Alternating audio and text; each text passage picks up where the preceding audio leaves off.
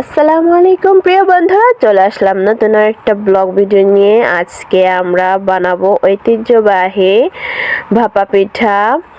তো ভাপা পিঠা বানাতে আমাদের লাগছে চিনি গুলানো পানি দিয়ে এই যে আটাটা সুন্দর করে মাখিয়ে নিয়েছি।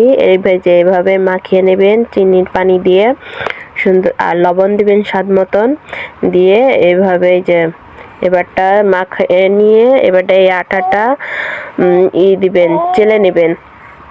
চেলে নেওয়ার পরে দেখবেন যে এই দানা দানা যে আটাগুলো ছিল এভাবে চেলে নেওয়ার পরে যে দেখবেন দানাগুলো একদম মিহি হয়ে গেছে। তো এরকমের ঝুরঝুরো করে নেবেন। নেওয়ার পরে এই যে এরকমের ঝুরঝুরো করে নেওয়ার পরে এখন আমরা চুলায় পানি গরম দিব, যেহেতু ভাপা পিঠা তৈরি হবে। এরকমের ছাঁচটা একটা করে নিয়ে নিব। তারপরে এবারটা নিয়ে নিব এই যে পাটালি কেটে নিলাম। নেওয়ার পরে এখন এই ছাঁচ নিব। ছাঁচের ভিতরে যে এইভাবে গুঁড়াগুলো নিব, নিয়ে তারপরে কেটে রাখা পাটালিগুলা এই এসে দিয়ে দেব এই চালের গুঁড়ার মধ্যে দিয়ে আবার উপরে আবার দিয়ে দিব আর কটা আটা দিয়ে এভাবে বানিয়ে নেব ভাপা পিঠার যে শেপ সেটা। তারপরে একটা জালিতে করে নিয়ে এইভাবে মুড়িয়ে নেব, নিয়ে তারপরে ছাঁচের পার ঢেকে দেব। যেভাবে নিয়ে ছাঁচের উপর দিয়ে দিব, দিয়ে তারপরে একটা ঢাকনা দিয়ে এইগুলো ঢেকে দেব। তারপরে ভাপে সিদ্ধ হয়ে যাবে অসাধারণ মজাদার ভাপা পিঠা।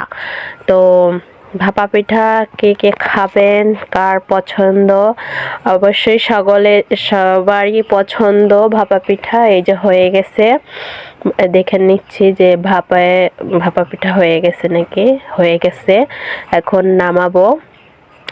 তো ভাপা পিঠাগুলো খেতে অনেক অসাধারণ মজাদার। শীতকালে ভাপা পিঠা ছাড়া কথাই হবে না। আর কোনো পিঠা হোক আর না হোক, ভাপা পিঠা চাই।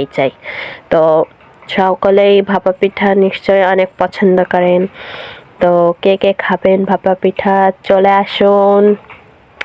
এই যে ভাপা পিঠা রেডি হয়ে গেছে। আপনারা কে কে খাবেন চলে আসেন।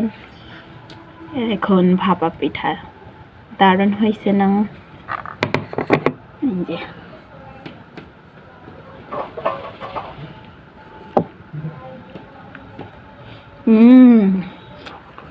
অসাধারণ।